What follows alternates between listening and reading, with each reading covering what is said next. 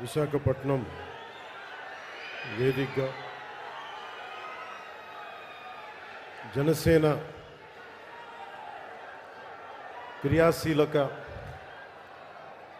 క్రియాశీలకంగా పనిచేసే జన సైనికుల్ని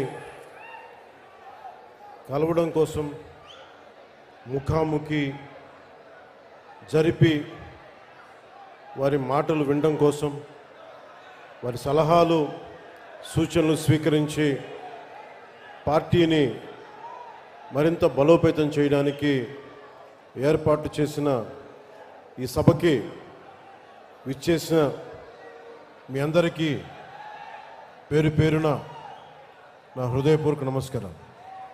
అలాగే ఈ సమావేశాన్ని గత 10 రోజులుగా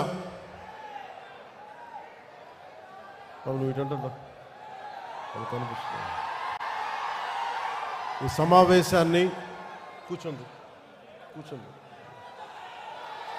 ఈ సమావేశం కోసం దాదాపు 12 కమిటీలు వేశాం. మన ఎమ్మెల్యేలు, అలాగే మన ఈ ప్రత్యేకించి ఈ నియోజకవర్గం ఎమ్మెల్యే వంశీ గారు, మన విశాఖపట్నం నాయకులు నాదెండ్ల మనోహర్ గారి ఆధ్వర్యంలో మన ఉత్తరాంధ్ర నాయకులు అందరూ, రాష్ట్ర నాయకులు అందరూ కలిసికట్టుగా పనిచేసి జనసేన క్రియాశీలకగా పనిచేసే జన సైనికులు, వీర మహిళలు అందరూ ఈ సమావేశం కోసం కష్టపడ్డారు. మీ అందరికీ నా ప్రత్యేకమైన ధన్యవాదాలు, కృతజ్ఞతలు. అలాగే గత 3 రోజులుగా విశాఖపట్నంలో పోలీస్ సిబ్బంది అందిస్తున్న సహకారానికి మనస్ఫూర్తిగా నా ధన్యవాదాలు తెలుపుకుంటా ఉన్నాను.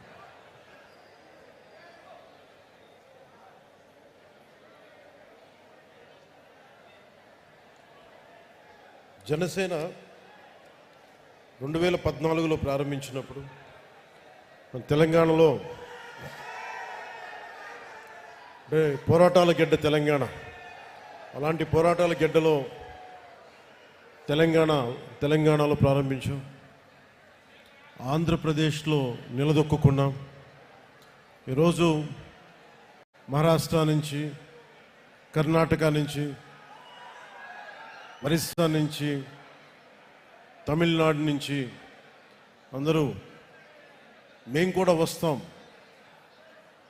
మన పార్టీ ఉనికి అక్కడ లేకపోయినప్పటికీ మేము కూడా దీంట్లో భాగస్వామి అవుతాం అని వచ్చేసిన కర్ణాటక, తమిళనాడు, మహారాష్ట్ర, ఒరిస్సా నుంచి వచ్చిన జన సైనికులకి, వీరమహిళలకి నా హృదయపూర్వక నమస్కారం.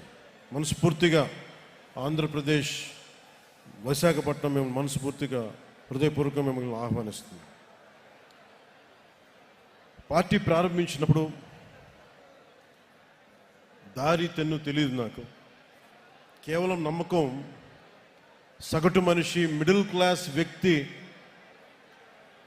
ఒకప్పుడు రాజకీయాలు శాసించేవాడు.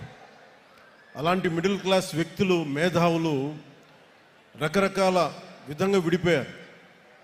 సమస్య వచ్చినప్పుడు ప్రతి ఒక్కళ్ళు వాళ్ళదైన పర్స్పెక్టివ్ తోటి, వాళ్ళదైన దృక్పథంతో ఉండే పరిస్థితుల్లో నాకు అనిపించింది సగటు మనిషి మాట్లాడే కోపం ఎలా ఉంటుంది, ఆవేదన ఎలా ఉంటుంది, వీటి నుంచి పుట్టింది జనసేన.